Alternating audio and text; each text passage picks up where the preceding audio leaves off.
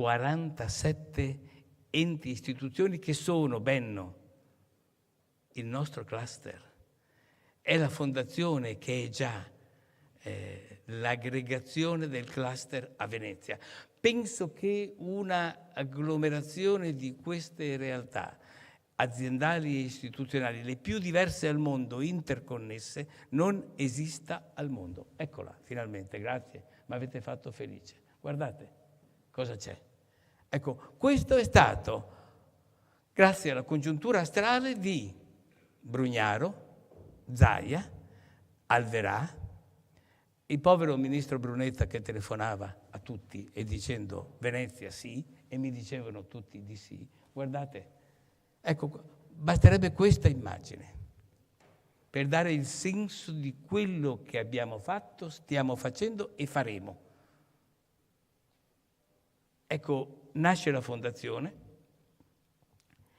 per attrarre investimenti sostenibili, nasce la fondazione per realizzare progetti, per realizzare come dire, cantieri, aprire cantieri, poi parleremo anche di questo, nasce la fondazione per fare di Venezia un modello mondiale di resilienza, sostenibilità e, come sempre abbiamo detto, poi l'avremo perfezionato, guardando certamente al passato, perché i nostri avi l'avevano già fatto, ma soprattutto al presente e al futuro, perché il linguaggio di tutti questi signori è il linguaggio del presente e del futuro. E qui ti devo dare, durante una cena col presidente della Biennale di allora, il sindaco Brugnaro si inventa: ma perché non facciamo una Biennale della sostenibilità con la Fondazione? Cioè ci colleghiamo alla Biennale. Ora, la Biennale, lo ricordavamo questa mattina con Paolo Costa, è uno degli strumenti fondanti di catalizzazione del cluster, perché è forse la più grande istituzione culturale al mondo, che ha più storia, più cultura, più potenziale dinamico, ed è nata a Venezia, addirittura a fine dell'Ottocento, che quindi ha 126, 25, 130 anni di vita. Mai, penso, luogo simile alla Biennale è stato costruito e sia vivo e vitale. Oggi siamo all'interno del Biennale dell'architettura con tutte le biennali, con le 7 biennali che esistono, che si rivolge al mondo, aperto al mondo. Facciamo venire il mondo, apertura, altro che chiusura ai ricercatori, alla ricerca. Facciamo venire il mondo dentro le città. Questa è la forza, questa è la lungimiranza, questa è l'intelligenza, altro che autarchia culturale. E vado avanti. Avviamo la Biennale della Sostenibilità. In collaborazione con la Biennale ci autorizza con un accordo specifico a usare questo termine e logo e è Fondazione e Biennale di Sostenibilità. Organizziamo eventi, culture, approfondimenti assieme, uno dei più belli, assieme all'Istituto Veneto di Scienze, Lettere ed Arti, tra l'altro contatto che mi consente di ritrovare il professor Rinaldo, con cui poi faremo una serie di altri impegni di lavoro, altre ipotesi di lavoro. Più o meno negli stessi tempi, sempre per congiuntura astrale, il successore del precedente presidente della Biennale, l'amico Buttafuoco, ci chiede: ma perché alla prossima Biennale dell'Architettura non organizzate un padiglione speciale per raccontare la storia di questa realtà urbana, di questa comunità?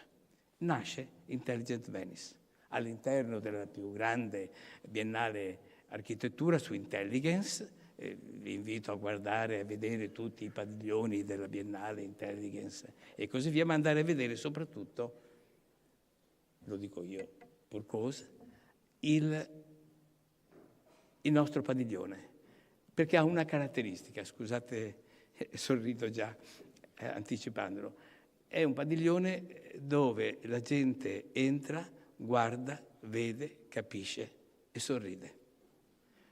Quasi mai succede guardando gli altri padiglioni della Biennale, non perché siano brutti, non perché non siano, perché spesso sono ardui nella comprensione, sono più concettuali, mettiamola così. Il nostro è un padiglione didascalico che spiega 1600 anni di vita comunitaria straordinaria in questa città di pescatori, città in un luogo che non doveva esistere, in una laguna, che diventa capitale del mondo, che diventa simbolo del mondo. Ma non solo simbolo del mondo romantico, pittoresco, la Venezia dell'Ottocento decadente, no, la Venezia potente dell'Arsenale, che era il più grande luogo di produzione industriale di numerosissimi secoli. Qui si produceva addirittura una galera al giorno con sistemi automatizzati e standardizzati di produzione, tecnologia. A Venezia operavano i più grandi pittori per secoli. Per farsi fare il ritratto da Tiziano che operava qui, c'era la lista d'attesa per gli imperatori, gli rei, gli imperatori. Qui si produceva il 60, 70, 80% di tutti i libri letti al mondo, anche apocrificamente, perché si scriveva che erano stampati in Olanda, in Francia, eccetera, ma non era vero, erano tutti stampati a Venezia, perché qui c'era libertà, bastava non parlare male del doge, il resto potevi parlare male di tutti. Re, imperatori, papi, si poteva, perché questa era la libertà, ricchezza, spezie, valore aggiunto, senso del mare, l'acqua. L'acqua è sempre stata amica qui, ammiraglio. Anche nella difesa, mai abbiamo chiuso. Le bocche di porto sono sempre rimaste aperte, perché l'acqua era la vita, quindi cluster dell'acqua, cluster del mare. Quindi Intelligent Venice, che è una sorta di autobiografia di 1600 anni, ma non per pensare al passato, ma per pensare al presente e al futuro, perché Intelligent Venice è il cluster, è la giustificazione storica, culturale, che un cluster era possibile anche nel passato, non lo chiamavano cluster, o certamente, e che è già esistente nel presente e che può essere un modello per il futuro delle realtà urbane. L'Isolotto, ho detto, andate a vedere questa straordinaria mostra, sempre curata da Benno, ma io vorrei citare anch'io, come ha fatto il sindaco, la mostra di Venezia, le biblioteche. È vero, Venezia ha 50.000 abitanti, ma 6 milioni di volumi. 133 biblioteche aperte al pubblico, segno evidentemente di un accumulo di capitale culturale, umano, di scienza che va solo valorizzato. Ecco, questa è la forza di questa città, ma non per se stessa, non egoisticamente, ma per essere modello per il resto del mondo. E oggi siamo qui a parlare appunto del cluster della conoscenza. Vi ho già detto cos'è il cluster della conoscenza. È la sublimazione di quello che Venezia è stata, che Venezia è. Io penso, mi prendevano per matto quando ho proposto a Fortune di un numero monografico sul Mose. È un numero che è andato a ruba e che racconta tutta la storia del Mose. Mai in nessun'altra parte del mondo è stata realizzata un'opera come quella. E di questi oggetti straordinari dentro la mostra dell'Isolotto ce ne sono a centinaia, oggetti dell'intelligenza comunitaria, non dogi, archistar, capitani, guerrieri, non c'è un nome, ci sono solo oggetti dell'intelligenza, il più grande oggetto poi, il più bello, che è pezzo della nostra storia istituzionale, politica, progettuale, che è il Mose, è solo uno di questi, ma poi ce ne sono tanti altri e velocemente adesso ve li dirò e poi chiudo. Cluster della conoscenza, però attenzione, modello per il mondo. Il che vuol dire modernità. E modernità allora si declina con un po' di termini. Città campus. Ha ragione Brugnaro, il sindaco. Cos'è? È l'obiettivo di raddoppiare studenti, ricercatori, luoghi di ricerca, laboratori, di moltiplicare i luoghi dell'intelligenza, della formazione dell'intelligenza, della costruzione degli oggetti e quindi dei brevetti e della scienza attraverso l'intelligenza. Ecco, questo è Città Campus. Per avere popolazioni stabili. Venezia ha tante popolazioni di passaggio, i turisti. Evviva! Io sono figlio di venditori ambulanti, vendevo gondolette in Lista di Spagna, quindi chi conosce Venezia sa cosa vuol dire, quindi conosco cosa vuol dire il turismo, nel bene e nel male. Ma Venezia ha bisogno, certo, di essere visitata, capita, valorizzata, frequentata, certamente tutto questo, ma ha bisogno di popolazioni al plurale, stabili, di studenti, di ricercatori, di imprenditori, di intellettuali, di uomini di impresa, di industria, delle istituzioni.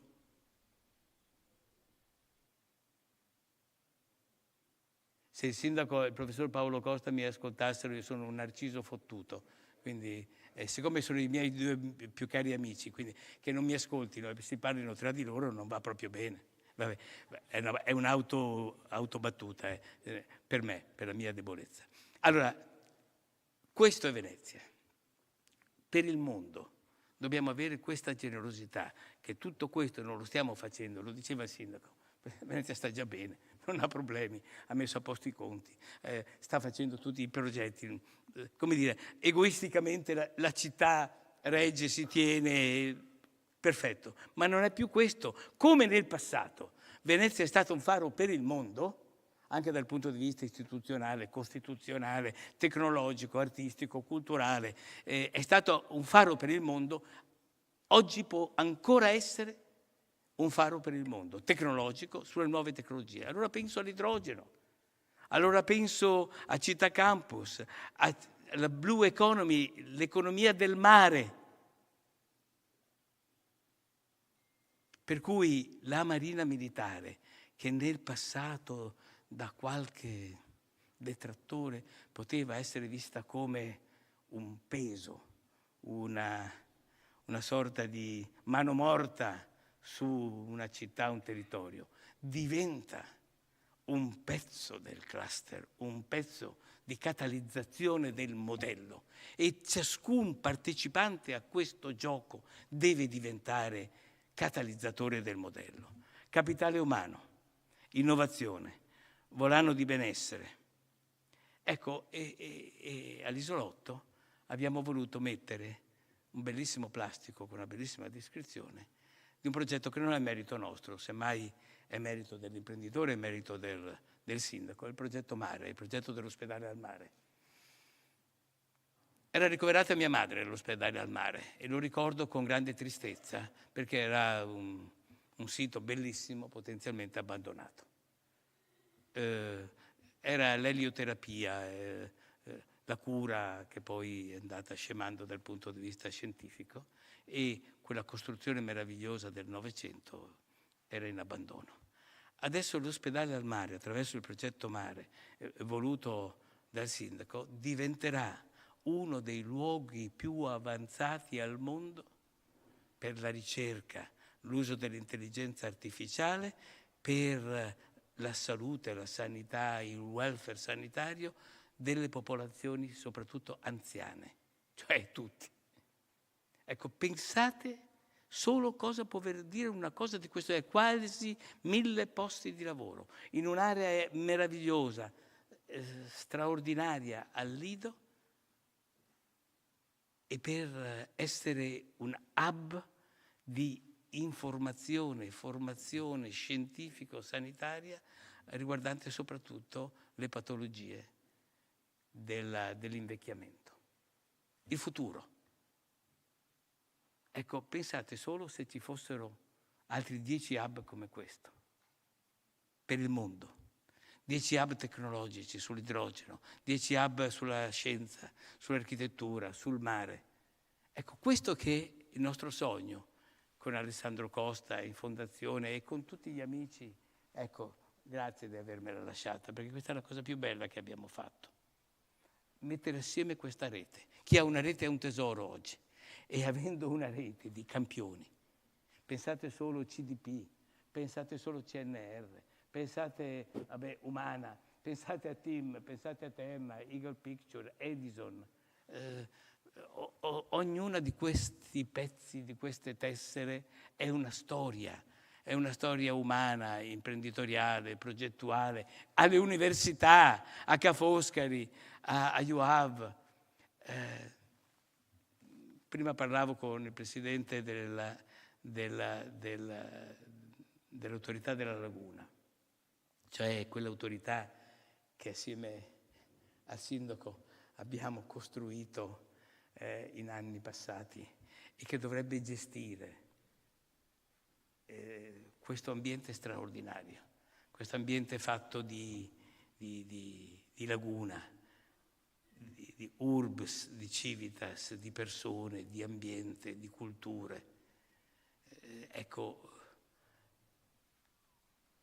siamo tutti parte di uno stesso cluster, culturale, operativo, scientifico, istituzionale.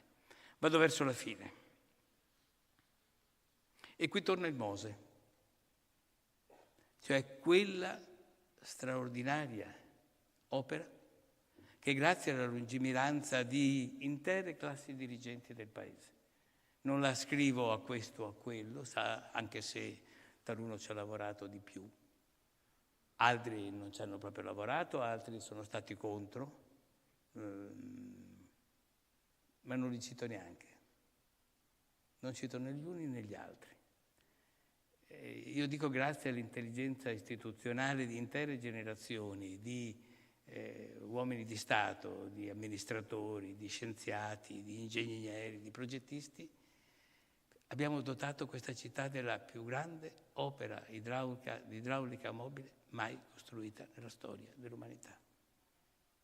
Ogni tanto ce ne dimentichiamo e io faccio in modo di non dimenticarlo, ricordandolo sempre, perché questo è il nostro esempio. Quando vengono gli stranieri qui e gli mostriamo i filmati sul Mose, mi dicono ma è una ricostruzione, è una simulazione. No, è vero, quelle cose che si alzano sono vere, andate a visitarle.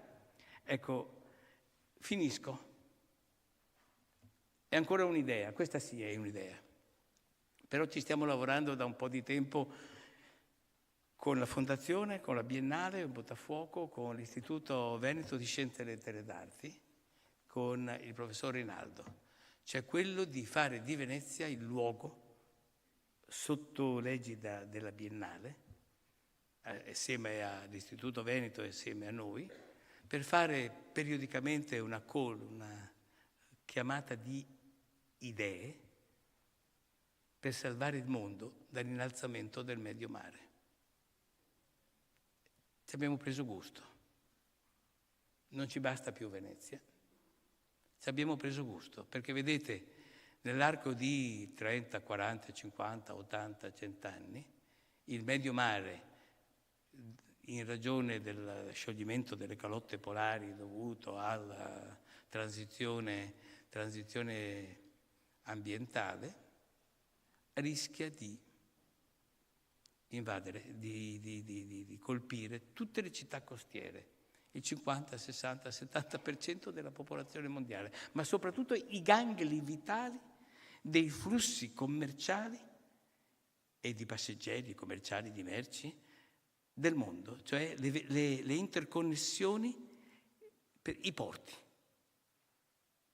Perché se si alza di 2-3 metri il livello del medio mare, tutti i porti saltano le banchine, saltano i sistemi di trasporto, saltano le rotaie, saltano le gru, salta tutto.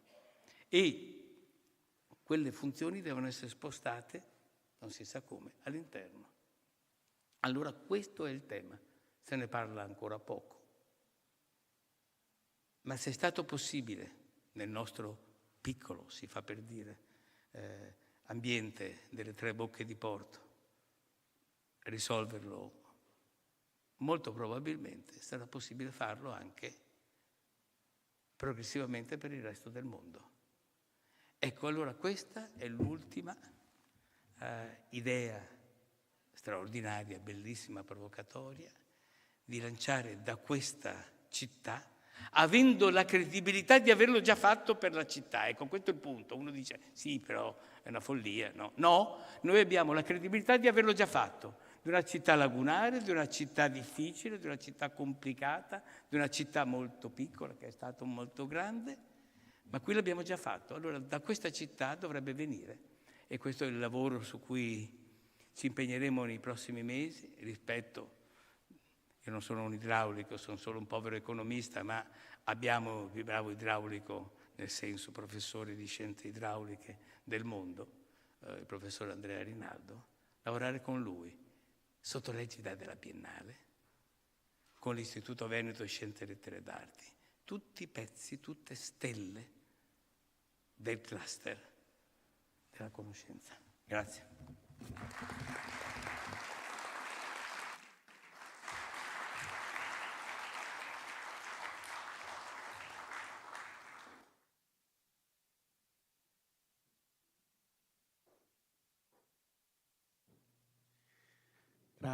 Grazie Presidente Brunetta.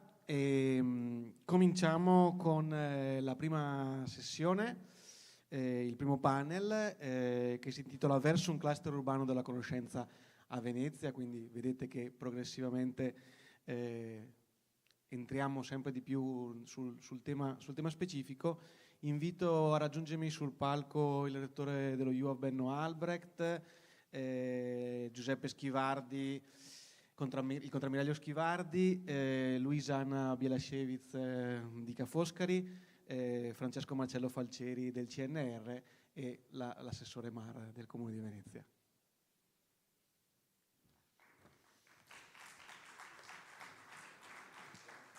Come preferite. Eccoci.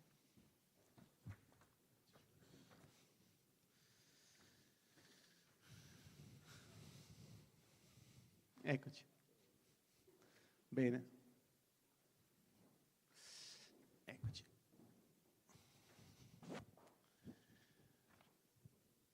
Innanzitutto grazie mille della presenza, è un grande piacere.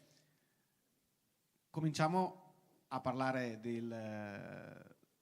Città Campus, di quello che in qualche maniera è stato Città Campus fino ad oggi, e di Città della Conoscenza, cluster della conoscenza, di quello che potrà essere.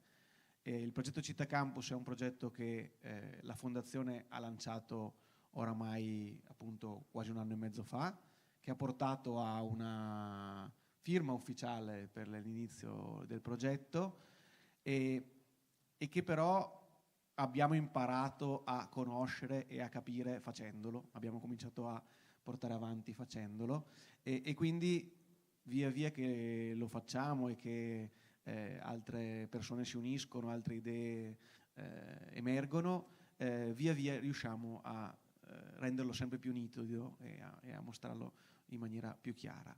E quindi oggi cerchiamo anche di fare un punto della situazione su appunto cosa è successo e cercare di capire come si potrà andare avanti. Chiedo quindi al rettore Albrecht se ci può decidere, può rimanere, può andare sul palco, ok, ha deciso e diciamo stanno decidendo, scusate c'è un concilio di qualche secondo, ma insomma ci siamo, è periodo di concili, di raccontarci cosa si è fatto fino ad oggi e dove siamo, ecco. Bene, grazie. Sì. Beh, grazie. ovviamente ringrazio tutti quelli che mi hanno preceduto, che non si sente? Adesso sì, bisogna tenerlo vicino. Sì, beh, ringrazio tutti quelli che mi hanno preceduto e che sono, diciamo, gli autori di tutte le trasformazioni che sta avendo la città. Diciamo, dato il mio ruolo, sottolineo, diciamo, solo alcuni punti. Molte cose sono state dette molto meglio di quello che posso fare io. Siamo in un momento storico molto importante in termini generali, dove il paradigma della sostenibilità è ormai passato, cioè siamo in un mondo nuovo. L'esempio del Mose mostra questo mondo nuovo. Siamo in un mondo della post-sostenibilità, e in questo mondo della post-sostenibilità Venezia può diventare uno spazio critico molto centrale rispetto a questo, che può essere un luogo dove si interpreta, diventa assertivo, dove il sapere può concentrarsi e guardare, diciamo, verso il futuro. Perciò, diciamo, il progetto, c'è un telecomando, scusa. Ah, grazie, sì. Mi hanno chiesto alcune slide, vado avanti. Ecco qua, no? Ecco qua. Venezia può appunto impostare questo progetto, è un progetto che può andare avanti attraverso la creazione soprattutto di lavoro, come prima aveva accennato il sindaco. Bisogna ricordare a noi che lavoriamo qui che, diciamo, che nella legge per Venezia, dice l'avvocato dello Stato Cirillo, lo cito, no? È la Repubblica che garantisce la vitalità socio-economica della città. E se è la Repubblica è qualcosa che è sopra addirittura lo Stato, è qualcosa che rientra nella Costituzione stessa. Perciò tutte le amministrazioni pubbliche, con il prefetto sono stati fatti anche degli incontri in prefettura su questo tema, devono garantire questa vitalità socio-economica. La vitalità socio-economica della città ha una possibilità. Prima il presidente Brunetta ha detto questa cosa, che abbiamo del tempo, questo tempo che è stato, non riesco a capire dove devo puntarla questa cosa, ma ecco così, no, vado indietro, ecco qua.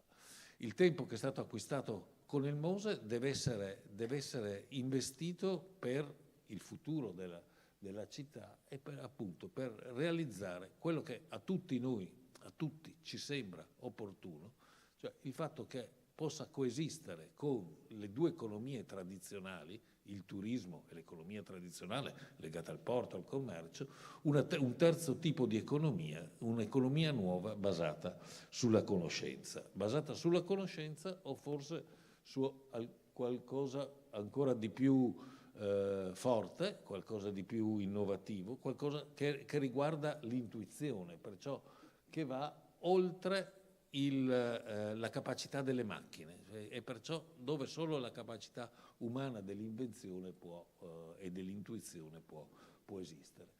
Per questo, diciamo così, bisogna inventarsi strumenti nuovi. Questi nuovi strumenti sono strumenti che riguardano il disegno urbano. Scusate, ho un po' di difficoltà con questo. Un problema che tutti dicono è quello della residenzialità a Venezia. Questo problema è tendenzialmente già, vediamo la possibilità di risolverlo, tanto per fare un esempio, nel prossimo anno, negli ultimi 3 anni sono raddoppiati il numero dei posti letto per gli studenti. Cioè da 1.200 sono andati a 2.400, quasi 2.500 posti. Questo fatto in pochissimi anni. Perciò le cose si riescono a fare se c'è un'unione, un lavoro comune delle istituzioni dello Stato di qualsiasi ordine e grado. C'è questa possibilità. Vai avanti tu, che io non riesco a fare questa cosa qui, perciò rinuncio completamente. Questa è una proiezione fatta con un algoritmo matematico che mostra come adesso e quale sarebbe il progresso, la progressione che che ci sarebbe andando, diciamo, come business as usual se andiamo avanti così, e invece cosa accadrebbe se riusciamo a far partire il progetto, diciamo, Città Campus, il progetto di avere nuovo lavoro in città, porterebbe a un aumento esponenziale della residenzialità. Questo è abbastanza semplice perché nella fascia superiore è una fascia di edifici che sono vuoti o poco usati. Questi edifici vuoti o poco usati sono dei grandi proprietari, che sono proprietari pubblici, la Chiesa, eccetera, eccetera, eccetera, che non entrano in gioco con un'economia basata sul turismo, ma entrano in gioco con un'economia basata su qualcos'altro, sulla conoscenza, eccetera. E perciò cambiano completamente quello che è il paradigma.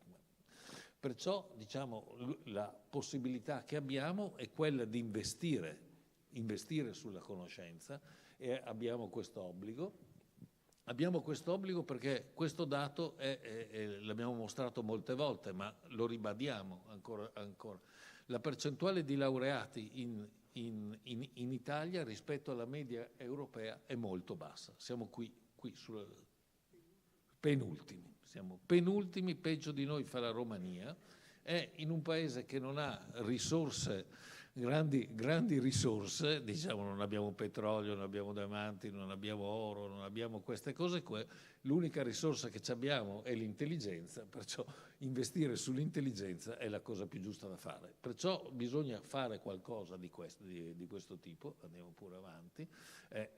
Il Veneto non è messo meglio, diciamo, se lo guardiamo, anzi ha dei saldi migratori che sono negativi, andiamo avanti.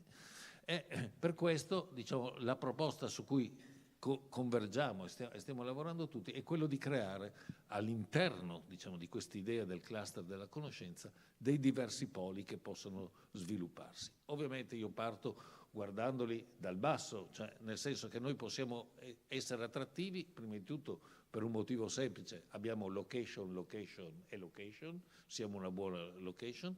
Il secondo termine, abbiamo buone connessioni. Ci sono poche città che hanno un aeroporto posizionato in questo modo, che hanno un porto e che hanno connessioni autostradali di questo tipo. Perciò abbiamo connessioni. L'altra cosa che possiamo offrire, diciamo, è lavoratori di altissimo livello che lavorino all'interno di questa economia della conoscenza. Perciò dobbiamo offrire lavoratori, dobbiamo offrire intelligenza, e forse, diciamo, sviluppando una serie di poli possiamo farlo. Ovviamente quelli più scontati, il polo delle arti è scontato, il polo del restauro è assolutamente scontato, il polo dell'acqua, abbiamo qui vicino all'ammiraglio, è ovviamente è qualcosa di scontato e di fare. Un polo della progettualità sicuramente dobbiamo portarlo avanti, e altri che se ne possono aggiungere. Prima il Presidente citava tutte le questioni che sono legate all'anzianità, all'age, è qualcosa su cui si potrà sicuramente investire. Perciò, diciamo, possiamo andare avanti. Vi faccio solamente un esempio, vedi che non è così semplice, cioè non è che sono io anziano, così, non è così. Ecco, questo qui, tanto per dire le possibilità che ci sono nel polo del mare, di corsi che si potrebbero fare e di studi che si potrebbero fare. 51 di questi corsi, studi si potrebbero fare, vai pure avanti. E perciò, diciamo, c'è una grandissima possibilità di portare qui persone, di portare qui studenti e ricercatori e professori che poi restino, possiamo andare avanti. E perciò, diciamo, Città Campus in realtà è solo la conseguenza di una città della conoscenza che crea posti di lavoro e che ha una proiezione di tipo internazionale, ha una sua politica estera che guarda alle grandi trasformazioni geopolitiche che attualmente sono in corso, e perciò guarda in maniera particolare a tutto quello che è l'Indo-Pacifico, ma soprattutto il rapporto tra India, Medio Oriente e Europa. Su quest'asse, su questa grande asse, forse si svilupperà il futuro, come si è sviluppato nel passato. C'erano i grandi rapporti di Venezia, perciò da Venezia al Gujarat, passando per il Medio Oriente, passando per la Siria, su cui abbiamo rapporti. Perciò il vento sta cambiando, ma quando il vento cambia ci sono due tipi di persone, quelli che costruiscono muri e quelli che costruiscono mulini a vento. Perciò noi siamo della seconda categoria e andiamo avanti in questo senso.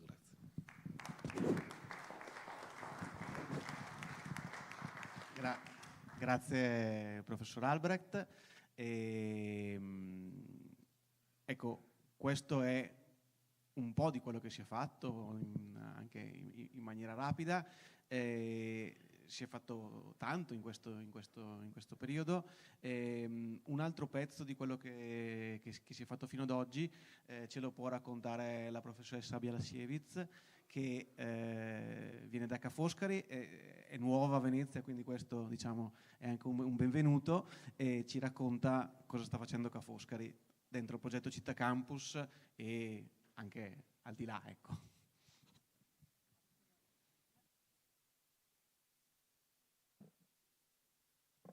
Adesso dovrebbe funzionare, sì? Mi sentite? Allora, prima di tutto grazie alla Fondazione, grazie alla Marina Militare per la loro ospitalità. E vi porto i saluti della magnifica rettrice di Ca' Foscari, la professoressa Tiziana Lipiello, la quale rappresento in questa occasione.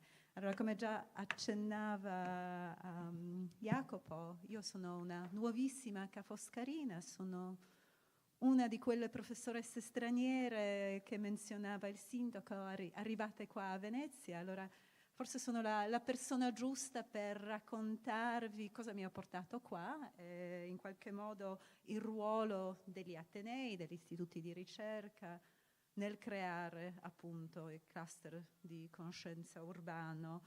Io sono approdata qui dopo 13 anni ad Amsterdam, prima di quello 10 a Londra. Io, ripeto, vi posso raccontare perché io sono stata attirata dal contesto veneziano.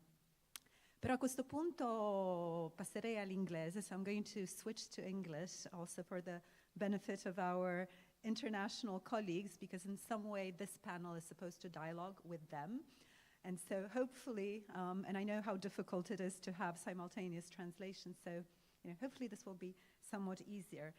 And what I wanted to do, not to bore you, but to start with some facts and figures, because I think facts and figures are really important to try to understand what an urban knowledge cluster or knowledge economy could be. And let's see if, in fact, this is doesn't seem to be working really, really well. So first of all, a lot has been said about students and the role of the student population in not just keeping the city alive, but in taking it forward. Ca' Foscari has over 2,300 students, kind of split between campuses here in the historical center, also on the mainland in Treviso, split across a number of departments. And the reason I'm citing these figures is to go back to what was being already said. So these are not just figures, these are real people populating this city and who can be part of its development. Let's see, I'll skip this question of internationalization, which is really important, because I wanted to tell you something about the research that is being done at Ca' Foscari, not just as an incredible pull factor for international staff like myself, for an incredible number of young researchers. So Ca' Foscari is the first university in Italy for bringing Marie Curie Fellows, which is a postdoc scheme of the EU, probably the most prominent, certainly the most prestigious. And these are hopefully colleagues that will remain, that bring their research here. And as I said, this is also something quite important. I'm not going to list to you all the projects that the university is currently hosting, but what I do want to note, I'm going to skip through these, is the wide variety of research fields that the university is hosting. So spanning cultural heritage, the humanities more broadly, going to questions of environmental sustainability, of course, economics, and so on. And one key figure that I want to bring to you, because I think it's really something that I found very striking, is the engagement directly with questions relating to the city.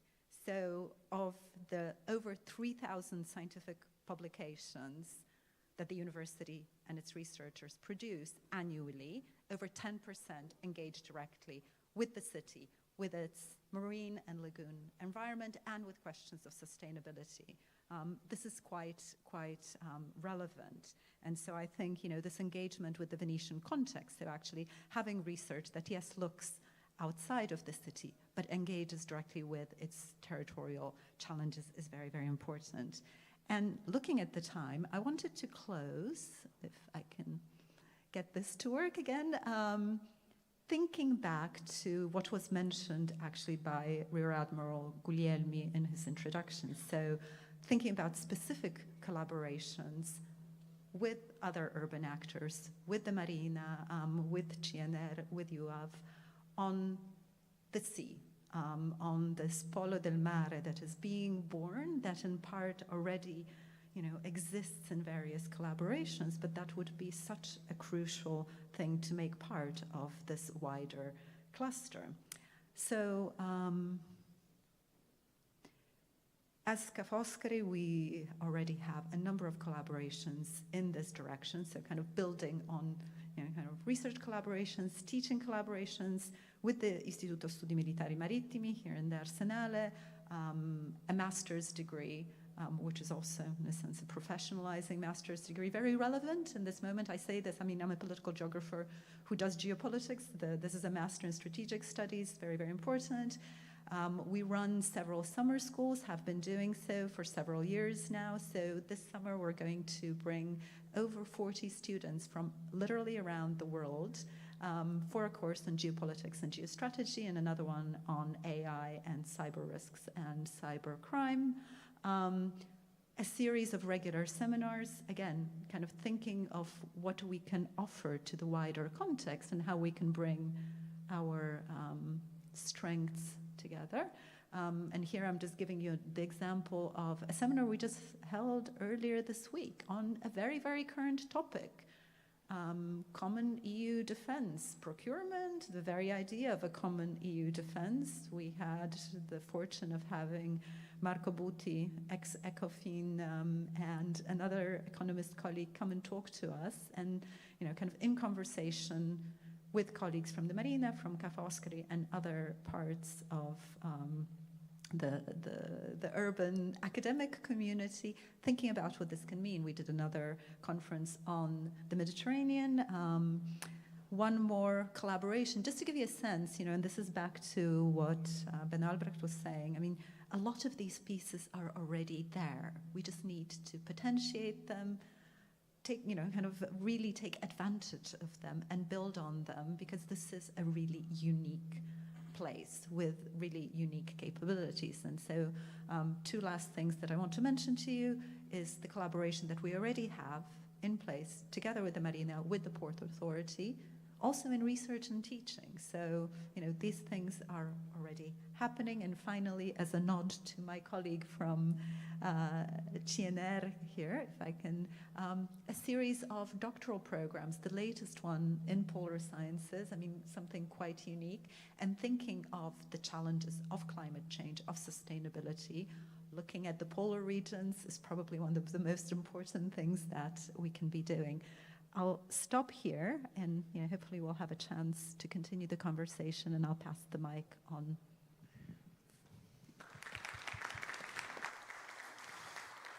Thank you very much. Grazie. Torniamo all'italiano. Rende molto facile il mio compito. Ringrazio la professoressa Bielasiewicz per questo, perché appunto i collegamenti sono il centro di questa operazione.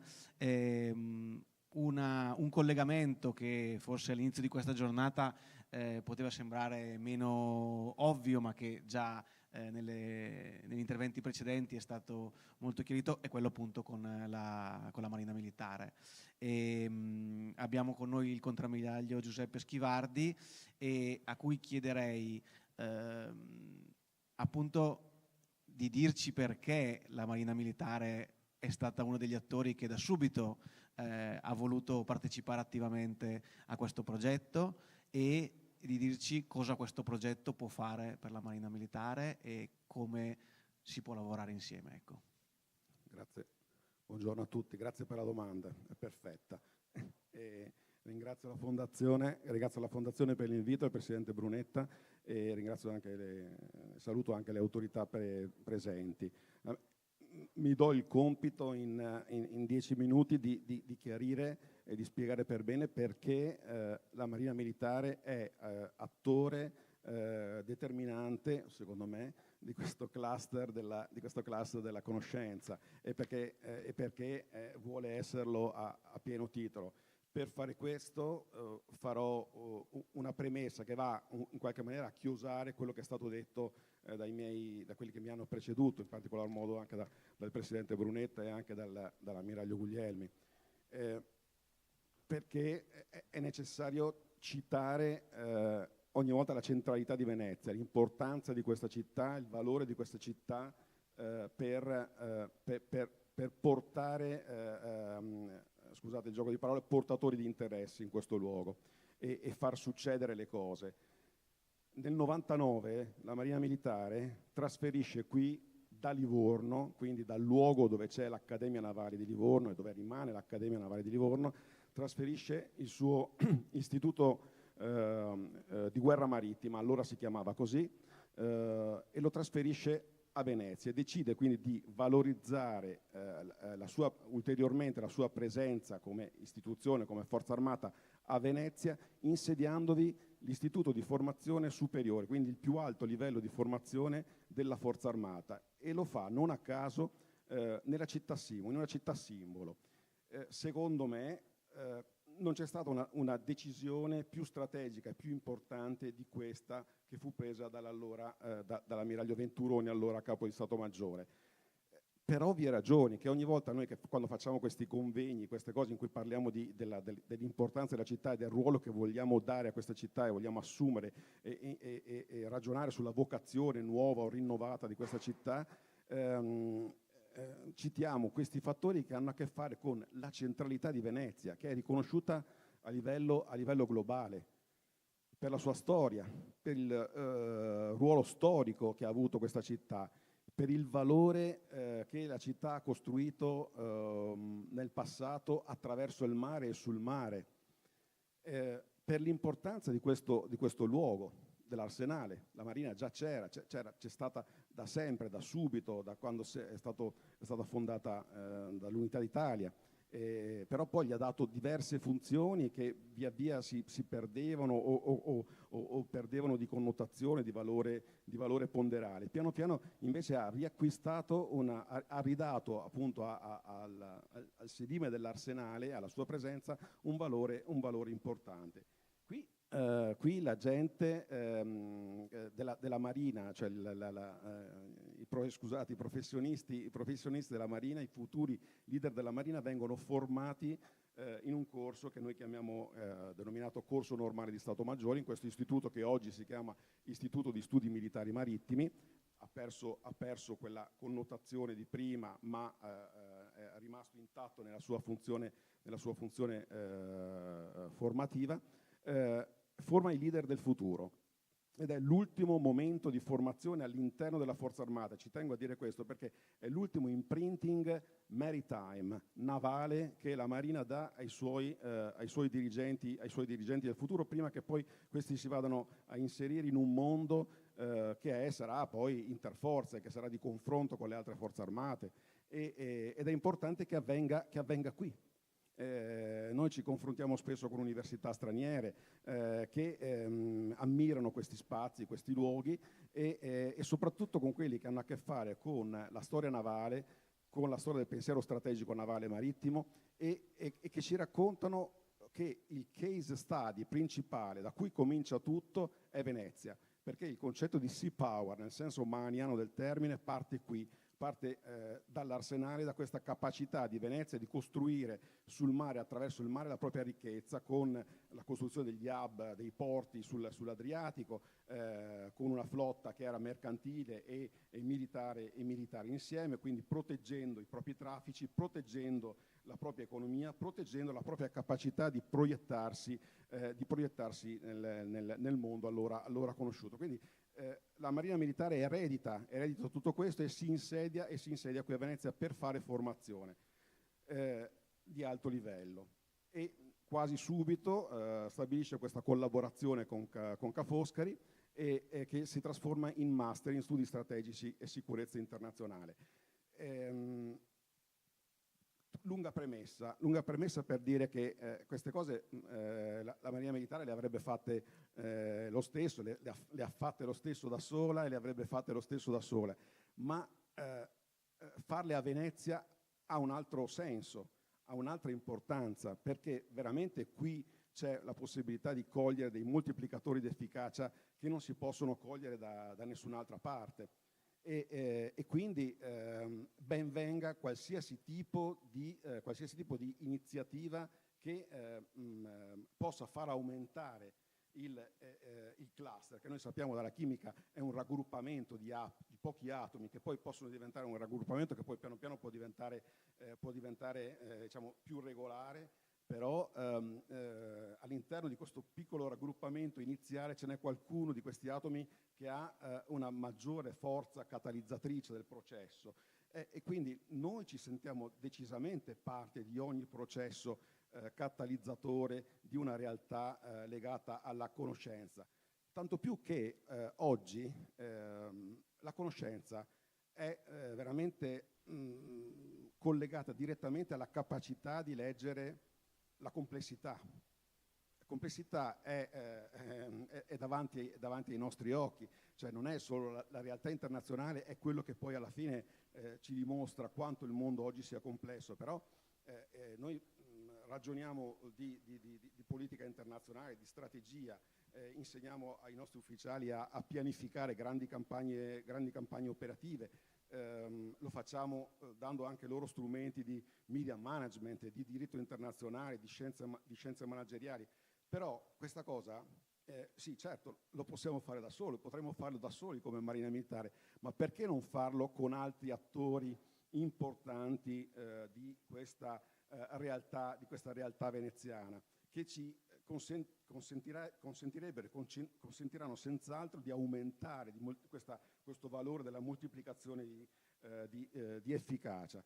Penso soltanto all'intelligenza artificiale, la stracitata, la cyber warfare, un digitale molto spinto. Noi abbiamo a che fare sulle nostre navi con un'interfaccia uomo-macchina estremamente sofisticata, che ha bisogno di professionisti davvero di alta qualità, che siano in grado però veramente di leggere la complessità e che siano dotati di uno spirito critico forte, importante, che cerchiamo di sviluppare in questo corso superiore.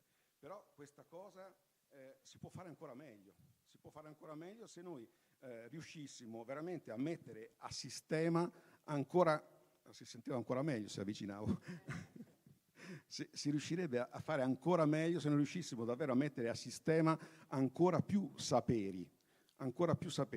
E quindi quando il professor Albrecht è venuto da noi qualche tempo fa con questa idea del polo del mare, che è una parte del cluster della conoscenza, noi l'abbiamo accolta immediatamente come estremamente positiva. Abbiamo detto da subito noi ci siamo, perché cosa c'è di meglio se non tenere insieme tutte queste realtà che con i loro saperi specifici si tangenziano le une con le altre in una piattaforma condivisa.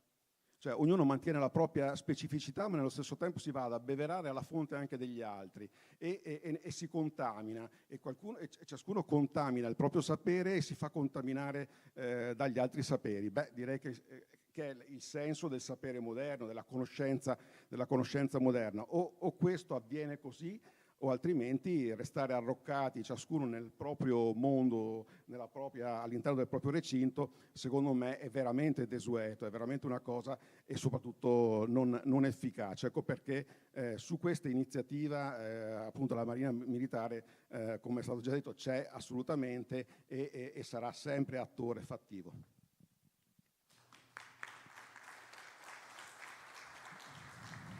Grazie contrammiraglio. Sì, abbiamo visto nuovi corsi, nuovi attori, nuovi sistemi di relazione. Città Campus ha anche nuove modalità, anche nuove forme di costruzione del sapere, di una conoscenza, di un'intuizione, e dentro queste nuove modalità sicuramente c'è anche il rapporto con i grandi centri di ricerca, pubblici, privati. Il più grande centro di ricerca chiaramente è il CNR. Il CNR è una storia straordinaria a Venezia e in qualche forma la rinnova, speriamo, la ibrida all'interno di questo progetto. Chiedo quindi a Francesco Falcieri se ci può, diciamo, un po' raccontare cosa stanno facendo e cosa potranno fare anche grazie all'aiuto di altri attori. Grazie. Grazie Jacopo. È acceso? Allora, innanzitutto ci tengo anch'io, come gli altri speaker, a ringraziare il Presidente Brunetta e Ammiraglio Schivardi, perché occasioni di questo tipo di confronto sono fondamentali e spingere, dare ulteriore linfa a un progetto come la Città Campus non solo è importante da un punto di vista etico, ma per noi è importante, noi come CNR, anche da un punto di vista strategico. Jacopo parlava della storia dell'ente a Venezia. Questa è una cosa che non molti sanno, ma il CNR è presente a Venezia da quasi 100 anni. 1932 venne fondato l'Istituto di Studi Adriatici, tra l'altro a firma di Guglielmo Marconi, all'epoca presidente dell'ente. Quindi noi siamo a Venezia da tanto tempo e siamo a Venezia con una sede che per il CNR è strategica. Da un lato l'Istituto di Scienze Polari, che abbiamo ospitato in via Torino, al campus scientifico, quindi scienze polari, ne abbiamo parlato diverse volte, ha degli aspetti strategici e politici molto, molto importanti. Dall'altro l'Istituto di Scienze Marine, che all'interno del CNR, fuori dalle aree della ricerca, è la sede più grande del CNR. Qui in Arsenale noi abbiamo 110 ricercatori, siamo una realtà molto grande e per il CNR è diventata una realtà centrale. Questo progetto della Città Campus, perché è strategico? Anzitutto perché per il CNR lavorare con università, con altri centri di ricerca è importante da un punto di vista sia di reclutamento, credo che sia il rettore che la professoressa siano d'accordo, sono anni in cui è difficile reclutare personale di livello, perché non siamo attrattivi, perché mille motivi. I ricercatori migliori che sono venuti al CNR negli ultimi anni, quantomeno a Venezia, in buona parte sono stranieri, perché i nostri vanno via, ma anche perché per i nostri non siamo attrattivi. Quindi lavorare in stretto contatto con l'università, creare un ecosistema di Città Campus faciliterebbe moltissimo il reclutamento all'interno dell'ente. Come lo facciamo questo? Noi abbiamo già cominciato a collaborare con le università. Negli ultimi anni l'ente qua a Venezia ha cominciato ad aprirsi molto di più nei confronti delle università, quindi abbiamo delle joint chair che partiranno a settembre con UAV, quindi ricercatori dell'istituto andranno a tenere incarichi di docenza in università, anche in contesti molto lontani. Io terrò un corso agli urbanisti sull'introduzione all'ambiente marino, che probabilmente per un urbanista potrebbe essere qualcosa di strano, ma in realtà è fondamentale perché si occuperanno di pianificare le aree costiere, quindi portare le competenze sviluppate all'interno dell'ente a studenti che si occupano di tematiche diverse, è la base della terza missione del CNR, quindi per noi è importantissimo. È importantissimo anche da un punto di vista scientifico. Questi sono anni in cui la ricerca si sta muovendo in una direzione multidisciplinare. Qualche giorno fa parlavo con una collega inglese e mi parlava di questi nuovi temi di transdisciplinare, postdisciplinare, metadisciplinare. Alla fine fondamentalmente hanno un unico significato. Io sono un oceanografo fisico, io studio come si muove l'acqua in mare. Nel mondo d'oggi non ha più senso che io lavori da solo. mi devo confrontare con i biologi, mi devo confrontare con gli urbanisti, mi devo confrontare con le environmental humanities. Un contesto come la città campus facilita questo, perché al giorno d'oggi non siamo più tante piccole torri d'avorio, dobbiamo aprirci e dobbiamo confrontarci con discipline anche molto diverse. E infine ci tengo a citare un progetto che stiamo costruendo qui a Venezia, che è il Biodiversity Gateway. Il Biodiversity Gateway nasce all'interno di uno dei progetti del PNRR, il National Biodiversity Future Center, un progetto enorme che ha messo a sistema tutta la ricerca sulla biodiversità fatta a livello nazionale. Stiamo parlando di 2.500 ricercatori, 320 milioni di finanziamento, quindi una cosa molto importante che deve lasciare necessariamente una legacy. Questa legacy si articola in 2 Biodiversity Gateway, 2 portali della biodiversità che avranno sede, uno a Venezia e uno a Napoli. Che cos'è questo portale, questo gateway? Questo gateway sarà il punto di accesso a tutta la ricerca che viene fatta in ambito di biodiversità per tutti i potenziali stakeholder, quindi dalla popolazione agli studenti, alle imprese, agli enti locali. Sarà un hub di trasferimento tecnologico, sarà un hub di formazione. È una struttura che sta creando il CNR all'interno di questo progetto, ma che si aprirà. In prospettiva non sarà una struttura CNR, ma sarà una struttura creata dall'ente per il sistema paese. L'ente ci crede molto, stiamo investendo nel recupero del complesso della Palazzina Canonica all'incirca 20-25 milioni di euro per recuperare. Le attività sono già partite e io concludo il mio intervento con un breve video che abbiamo preparato di presentazione di questo gateway. E invito tutti all'apertura della prima piccola parte, quindi della prima parte all'interno della Palazzina Canonica, che abbiamo disegnato e realizzato anche con il fondamentale supporto di UAV, che sarà indicativamente ad ottobre.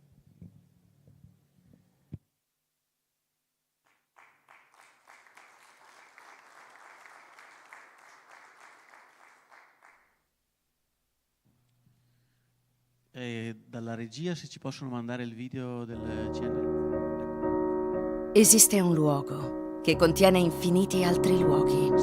È il mondo in cui viviamo. E tutto quello che ha a che fare con la vita, in ogni sua forma, noi la chiamiamo biodiversità. Oggi la biodiversità ha una nuova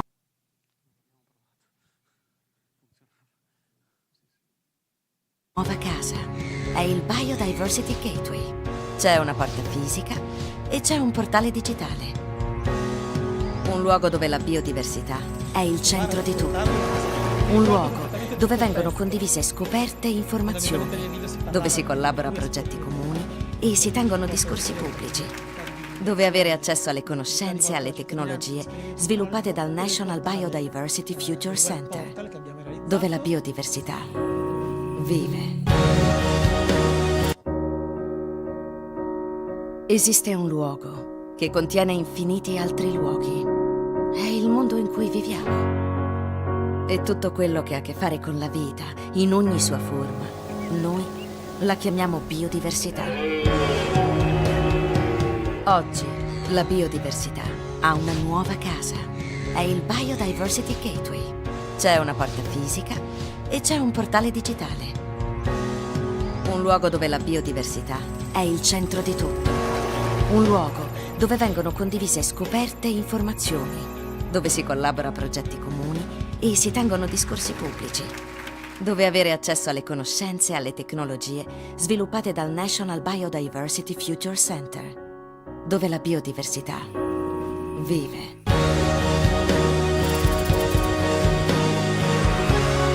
Biodiversity Gateway, il primo portale della biodiversità in Italia.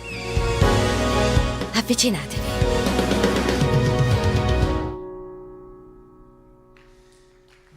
Eccoci, abbiamo risolto anche il piccolissimo problema tecnico. Grazie Francesco. Qualcuno potrebbe pensare che la posizione centrale dell'assessore Mar sia frutto del caso.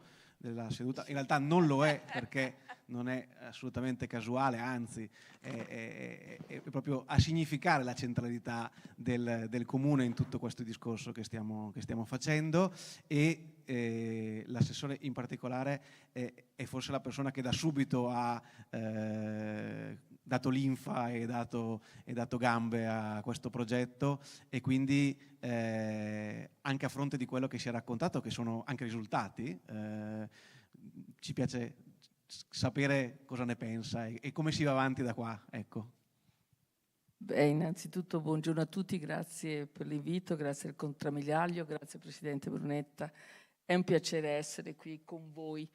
È un piacere perché riflettevo mentre ascoltavo questi importanti interventi che noi che viviamo in questa città siamo fondamentalmente delle persone che hanno ricevuto un'eredità. Hanno ricevuto un'eredità molteplice, ognuno può guardarla dal punto di vista che desidera, però abbiamo la necessità e la responsabilità di non dissipare questa eredità. Potrei essere un po' cattiva, nel senso di dire che forse prima ho fatto anche l'assessore al turismo, dal punto di vista turistico forse le eredità che abbiamo ricevuto le abbiamo anche svendute per certi versi, quindi senza nascondermi dietro a un dito. Quindi considero questa operazione Venezia Campus come una corretta e adulta approccio che si deve avere nei confronti di una eredità che si riceve. Direte che sto facendo discorsi complicati, non penso, sono stata formata a Ca' Foscari, sono una storica ma con origini di geografia fisica, mi sono laureata in una tesi di cartografia storica, ho lavorato nello studio del mio babbo e adesso di mia sorella, quindi sono stata sempre molto vicina all'architettura. Architettura urbanistica, che sono due materie che richiedono visione. E cosa c'entra la storia con l'urbanistica e l'architettura? Beh, io credo che Venezia ne incarni l'essenza stessa per alcuni versi. Gli edifici, anche come quello in cui siamo adesso, non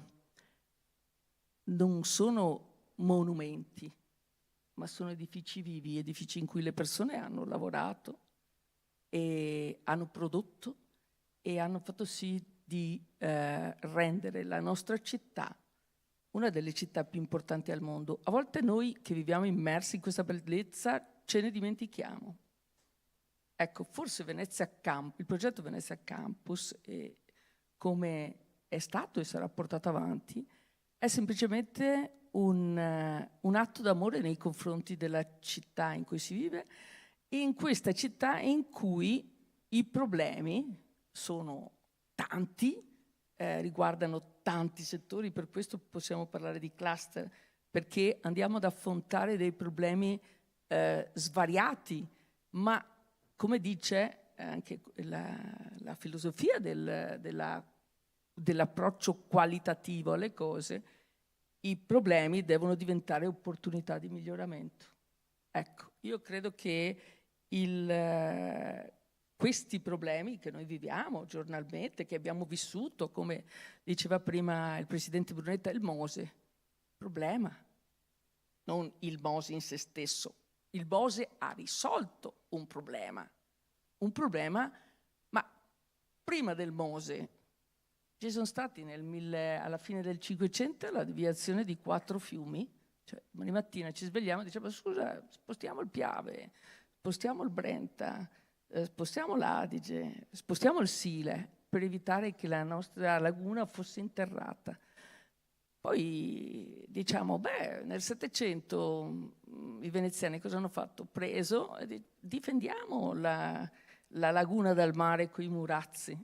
E allora quello che dico io spesso, quando ci troviamo di fronte a dei problemi, è che forse un cluster di conoscenza c'è già storicamente.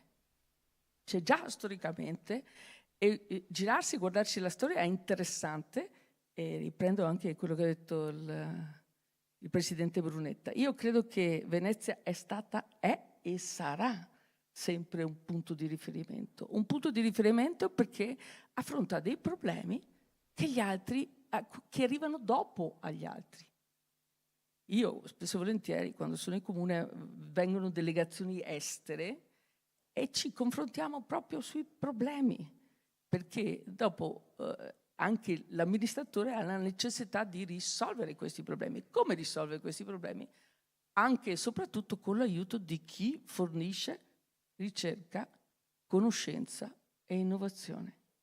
È questo il punto che ci deve trovare tutti estremamente vicini, perché se io vado avanti da sola, da poche parti vado, mentre quando le istituzioni fanno gruppo e affrontano i problemi assieme, si riesce a dare risposte. Faccio dei casi concreti, no? Pronti via, 380, giusto? 380.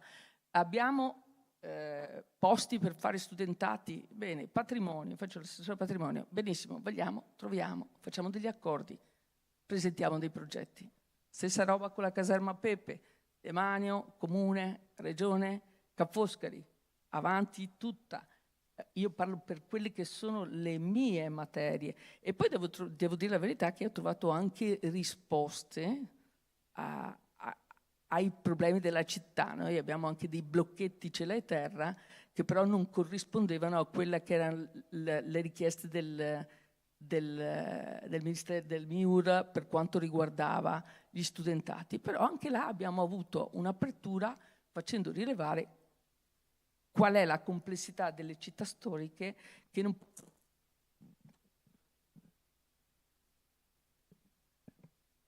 possono solo pensare di costruire grandi edifici, ma devono necessariamente pensare a quello che è il recupero degli edifici, come diceva prima il rettore Albrecht. In città ci sono tanti edifici che non sono usati e allora invece di continuare nel consumo del territorio, forse possiamo pensare di creare quella congiuntura astrale di cui si parlava prima per poter, d'accordo, perché la grande ricchezza del cluster è la sinergia fra le varie istituzioni, trovare delle destinazioni diverse che siano più consone ai tempi che cambiano. Ecco, anche qui credo che stiamo parlando di innovazione, non stiamo parlando di ognuno della propria parrocchia, ognuno della propria università, ognuno del proprio centro di ricerca, ognuno della propria arma a cui appartiene, ma stiamo parlando semplicemente di un nuovo modo per affrontare le problematicità che questo mondo che cambia velocissimamente ci propone.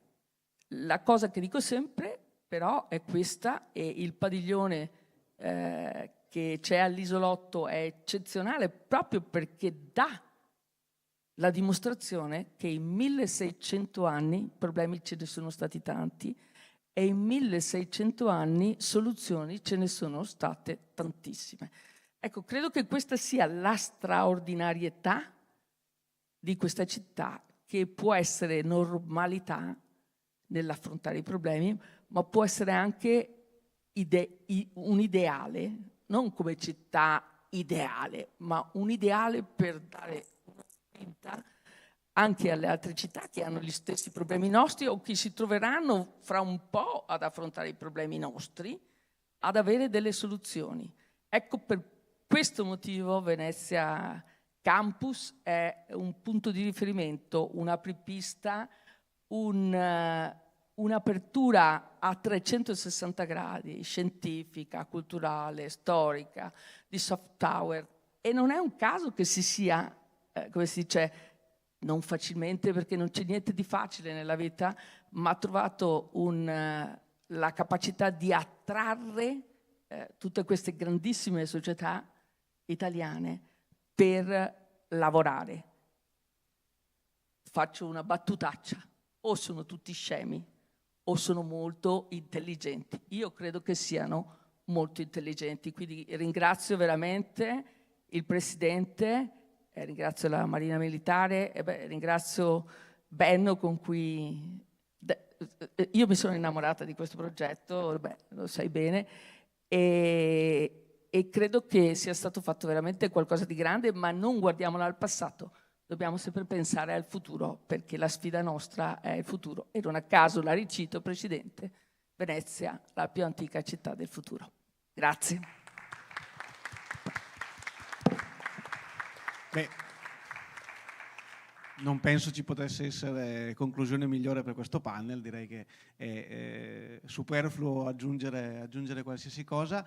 Ringrazio molto i partecipanti e possiamo proseguire con il programma. No, non credo. Prego.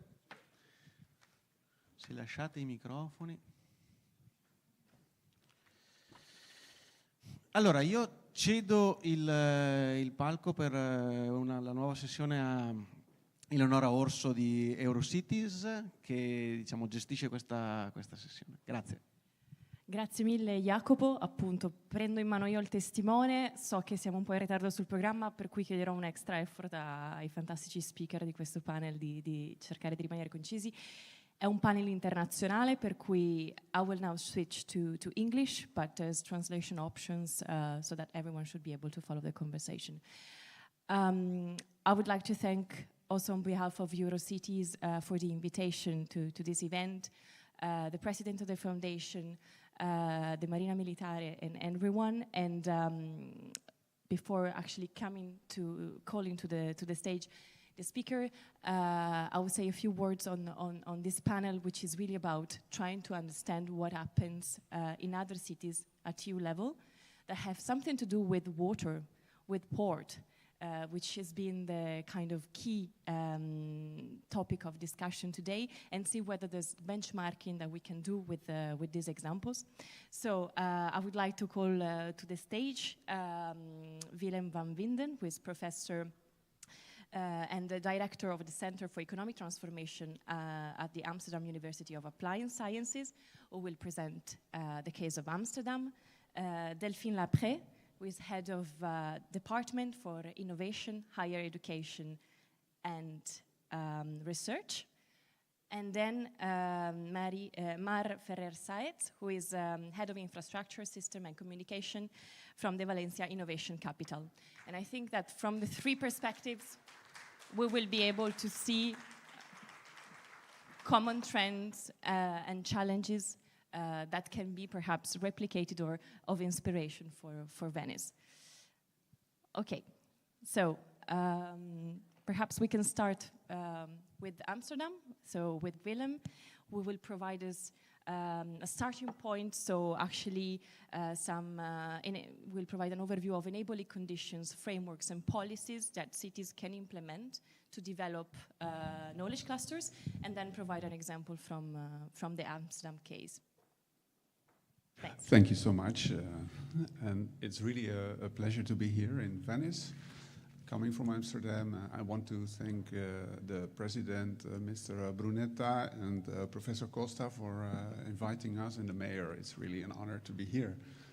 I would like to briefly say a few words first about knowledge cities. What makes a good knowledge city? What are the success factors for knowledge cities as we have seen in Europe and beyond, actually? And then I will give you some example about Amsterdam, like what is happening in Amsterdam as a knowledge city. What is Amsterdam doing to promote the knowledge-based economy, and also to develop clusters and to develop places. Oh, the mic is not perfectly working. Oh, it is. Yes, so let me try to get to the next slide. Here is, let's say in this slide, you can see more or less what are the ingredients for a good knowledge city.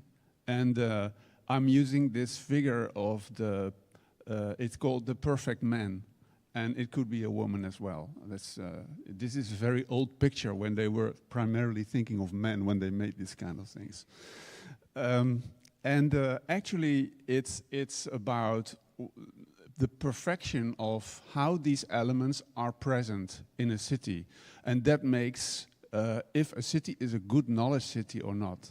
And actually, you can see on the top, it's about attracting talent.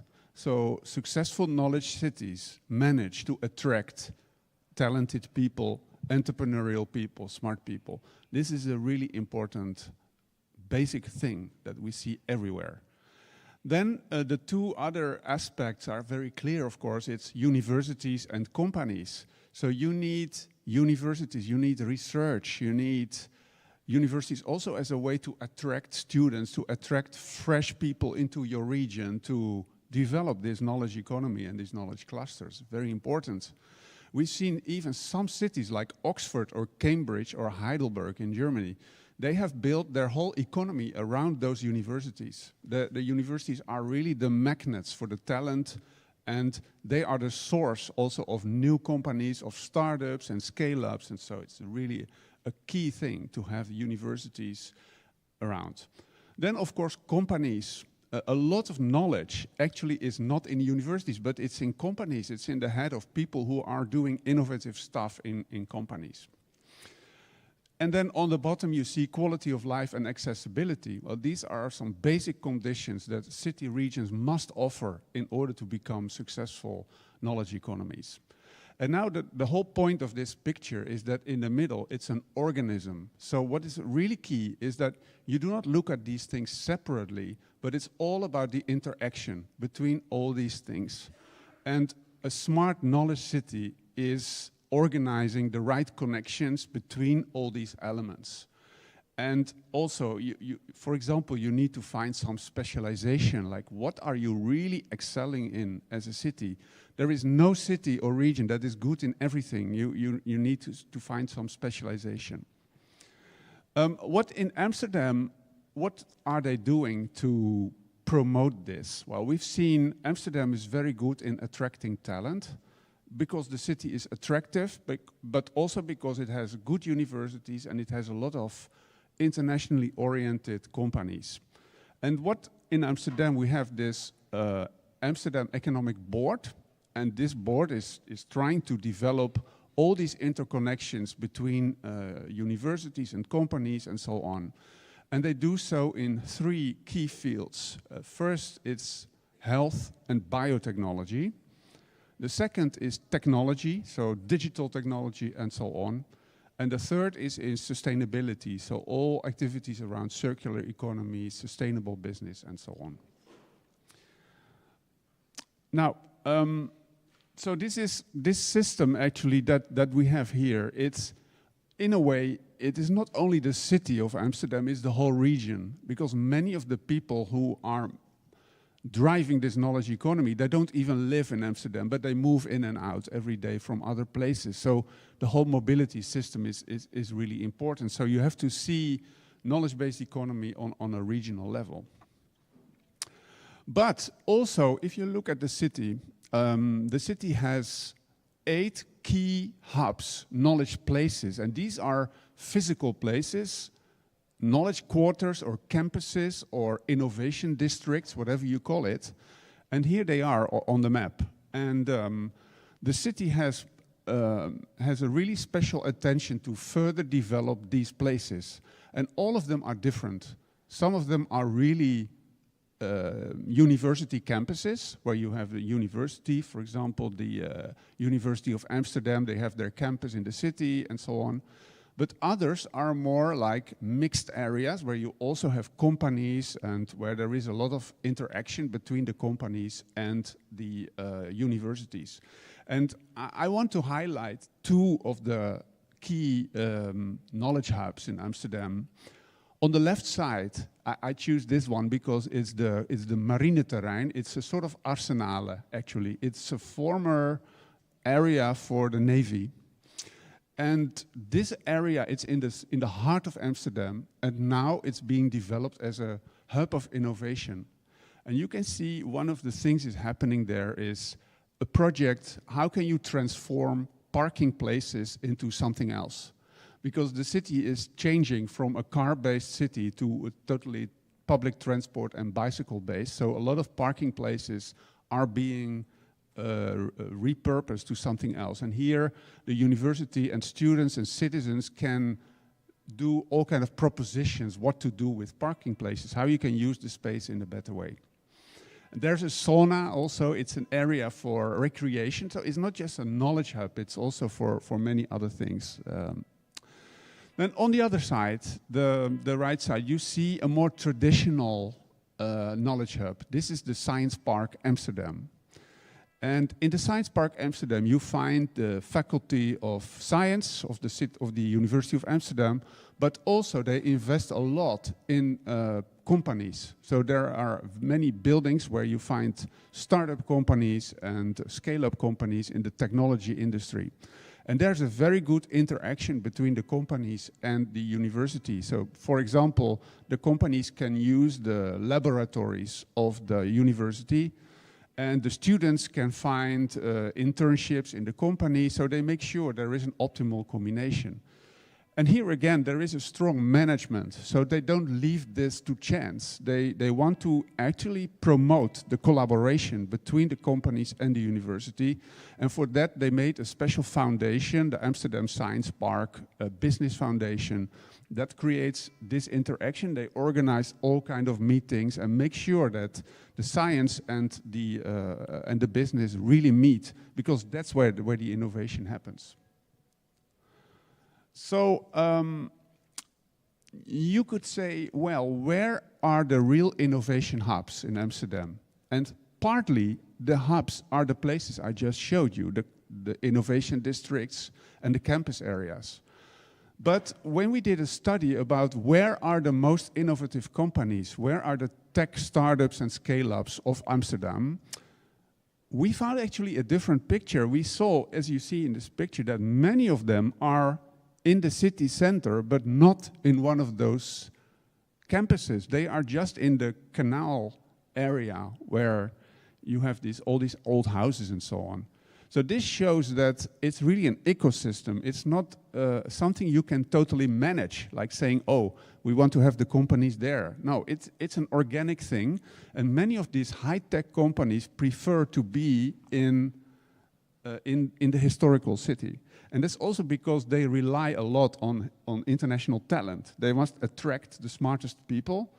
And to do that, having a location on such a top spot, it really helps them. Because then if somebody from Chile or Argentina is working in Amsterdam, they can send a picture like, look, I'm working here. And then you have the canal area. And so this plays a role all in attracting the talent and developing companies. So it's kind of a contradiction. You try to manage your knowledge economy, but in a way it works very organically. And yeah, I think I leave it for now here.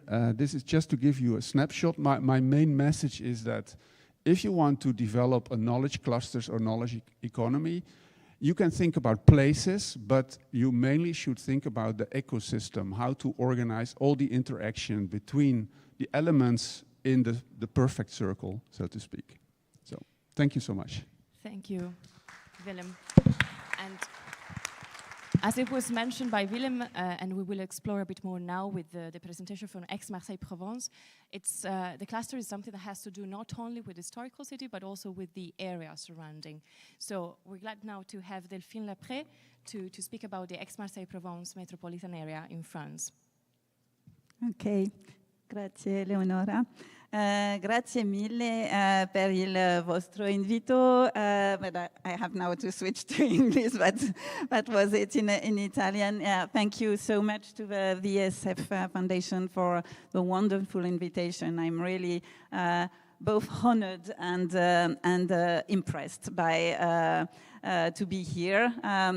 I have been in Venezia before as a tourist, and it's the first time that I have the chance to come for professional reasons, and I must say that I'm as much impressed to be here for professional reasons as a tourist, because it's what I've heard so far is really inspiring. So, and what I'm going to tell you probably echoes with your own experience, and thank you again for giving me the opportunity to share our experience. Before showing the first slides, I don't know if it's possible to show the video. Yes, we check now with the technical. Here, we have Yes. all the assets to innovate. Aix-Marseille-Provence benefits from an innovative ecosystem of exceptional richness and density. We attract talents and makers in all fields.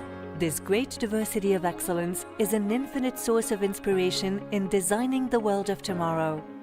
Here, our territory is innovative by nature.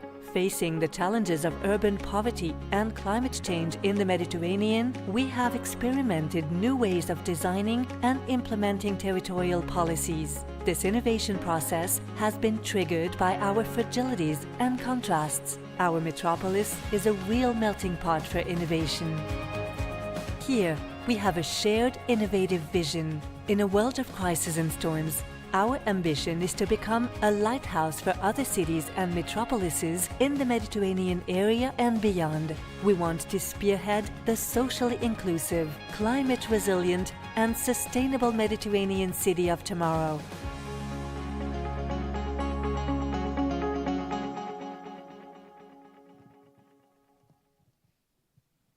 Okay. Oh yes, it starts. Okay, thank you. Yes, I'm going to first present what Aix-Marseille-Provence is. With this slide, you have a few key figures presenting the area. What I must say is, I don't know if the concept of metropole, it's a quite French concept, I suppose, and it's not, you may not be familiar. What you need to know is it's quite a recent metropole. It was created in 2016, and in the merger of 6 urban communities. So it's like a federation of 6 urban communities, and we have quite a large field of competencies.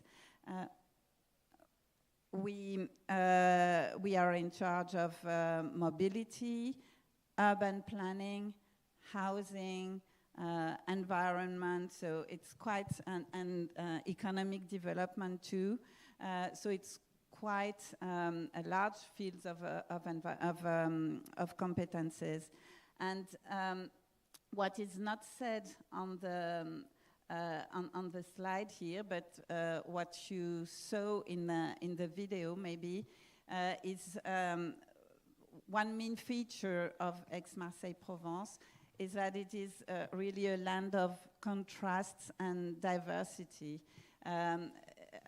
You probably show in the video, or for some of you who have been in Aix-Marseille before, you may have noticed that it has large geographic contrasts with a very long coastline and also a large countryside with much natural, with great natural areas contrasting with very dense city centers.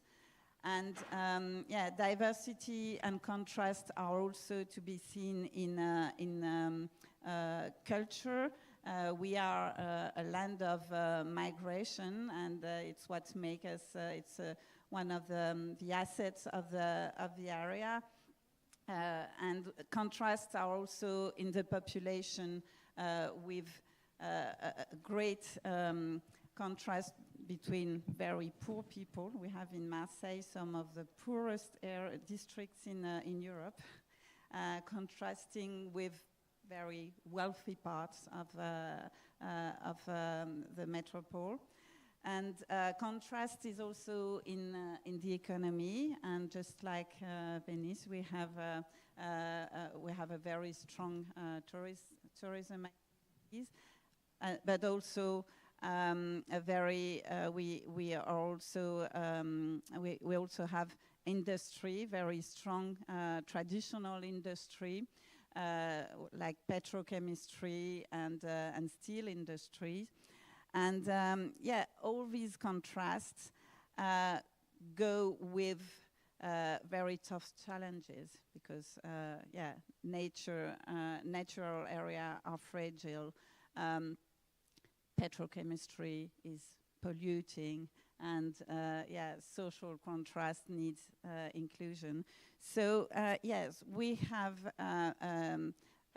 we are rich of our diversity, but diversity goes with dramatic challenges like social inclusion, adaptation to climate change, and yeah, environmental transition is quite obvious.